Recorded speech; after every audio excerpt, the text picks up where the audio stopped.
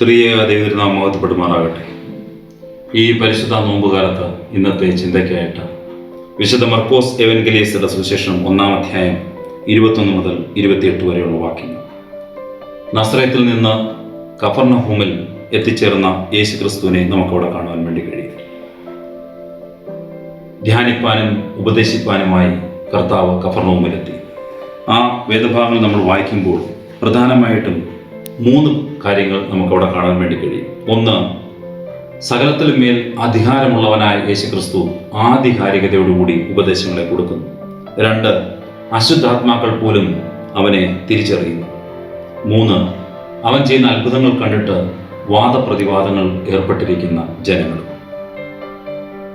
കർത്താവ് കഫർനഹൂമിൽ പള്ളിയിൽ ചെന്ന് ഉപദേശിച്ചുകൊണ്ടിരുന്നു.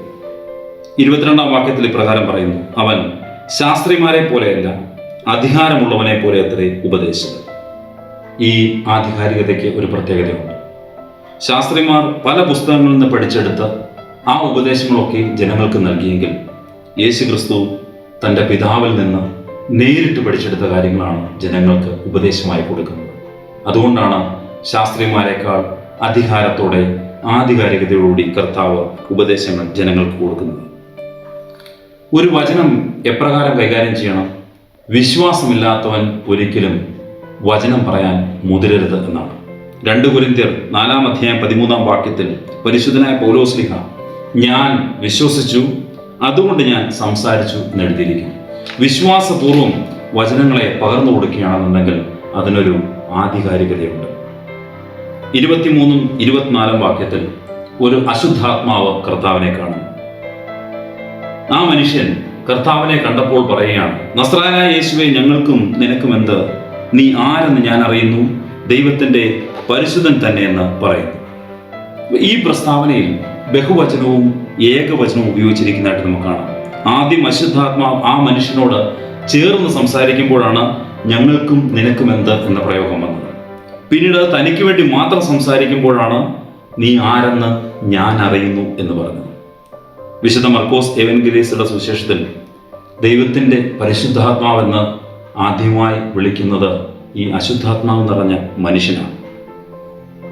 അപ്പോൾ നമുക്കവിടെ കാണാൻ കഴിയുന്നത് അവന് ദൈവത്തെക്കുറിച്ചുള്ള അറിവുണ്ട്, പക്ഷെ അവൻ രക്ഷപ്പെട്ടിട്ടില്ല. അശുദ്ധാത്മാവിന് ദൈവമാണെന്ന് തിരിച്ചറിഞ്ഞിട്ടുണ്ട്, പക്ഷെ അവൻ പുറത്തു പോയിട്ടില്ല.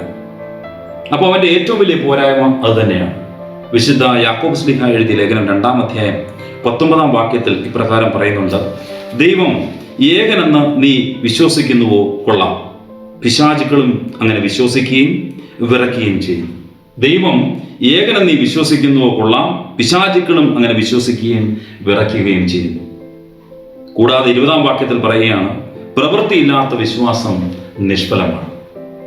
അശുദ്ധാത്മാവ് ബാധിച്ചവന് പൂർണ്ണ ബോധ്യമുണ്ട് തൻ്റെ മുമ്പിൽ നിൽക്കുന്നത് ദൈവത്തിൻ്റെ പരിശുദ്ധനാണ്. പക്ഷെ അവൻ്റെ വിശ്വാസം പ്രവൃത്തിയില്ലാത്ത വിശ്വാസമാണ്. ആ അശുദ്ധാത്മാവ് നീങ്ങിപ്പോകണമെന്നുണ്ടെങ്കിൽ യേശുവിനെ കുറിച്ചുള്ള കേവലം അറിവ് മാത്രമല്ല ഉണ്ടാവേണ്ടത്, പിന്നെയോ അവനുമായുള്ള ആഴത്തിലുള്ള ബന്ധം, ഒരു ലിവിങ് റിലേഷൻഷിപ്പ് ഉണ്ടാക്കിയെടുക്കുകയാണ് നമുക്ക് വേണ്ടത്. അത് ദൈവവചനത്തിലൂടെ മാത്രമേ സാധ്യമാവുകയുള്ളൂ. അപ്പോൾ കർത്താവിനെ സേവിക്കാൻ പുറപ്പെടുമ്പോൾ ദൈവം പ്രവർത്തിക്കുന്നിടത്തെല്ലാം പിശാച് തടസ്സം സൃഷ്ടിച്ചുകൊണ്ടേയിരിക്കും. അത് സ്വാഭാവികമാണ്. അപ്പോൾ ഓരോ ചുവടുകളും പിശാചിൻ്റെ എതിർപ്പുകളിലൂടെ മാത്രമേ മുന്നോട്ട് പോകാൻ കഴിയുകയുള്ളൂ. ദൈവത്തിൻ്റെ പരിശുദ്ധനെന്ന് പുകഴ്ത്തിയപ്പോൾ പെട്ടെന്ന് കർത്താവിനോട് പറയുകയാണ് നിശബ്ദനാക്കുവാൻ. എല്ലാ പുകഴ്ത്തലുകളും നല്ല ആത്മാവിൽ നിന്നാകണം എന്നില്ല. ചില അശുദ്ധാത്മാക്കളും പുകഴ്ത്തലുമായി മുൻപിലെത്താം. 34-ാം വാക്യത്തിലും ശ്രദ്ധിക്കുമ്പോൾ കർത്താവ് ഭൂതങ്ങളെ പുറത്താക്കുമ്പോൾ അവരോട് സംസാരിക്കാൻ അനുവാദം കൊടുക്കുന്നതായിട്ട് കാണുന്നില്ല. അതിനാൽ പോരാട്ടമുള്ള പുകഴ്ത്തലല്ല നമുക്ക് ആവശ്യം, നല്ല ആത്മാവിൽ നിന്നുള്ള പുകഴ്ത്തലാണ് നമുക്ക് ആവശ്യം. എഫേസ്യർക്ക് എഴുതിയ 6-ാം അധ്യായം 12-ാം വാക്യത്തിൽ നമ്മൾക്ക് പോരാട്ടമുള്ളത് ജഡരത്നങ്ങളോടല്ല, എന്നാലോ ദുഷ്ടാത്മസേനയോടാണെന്ന് പ്രത്യേകമായിട്ട് അതിൽ എഴുതിയിരിക്കുന്നു. ആധികാരികതയോടെ സംസാരിച്ച കർത്താവ് തിരിച്ചറിഞ്ഞ അശുദ്ധാത്മാവ് ചെയ്യുന്ന അത്ഭുതങ്ങൾ കണ്ടിട്ട് പരസ്പരം വാദപ്രതിവാദത്തിൽ ഏർപ്പെട്ടിരിക്കുന്ന ജനങ്ങൾ. വാക്യം 25-ൽ മിണ്ടരുത്, അവനെ വിട്ടുപോ എന്ന് പറഞ്ഞപ്പോൾ നിലവിളിച്ച് വലിച്ചിഴച്ച് ആ അശുദ്ധാത്മാവ് അവനെ വിട്ടുപോയി.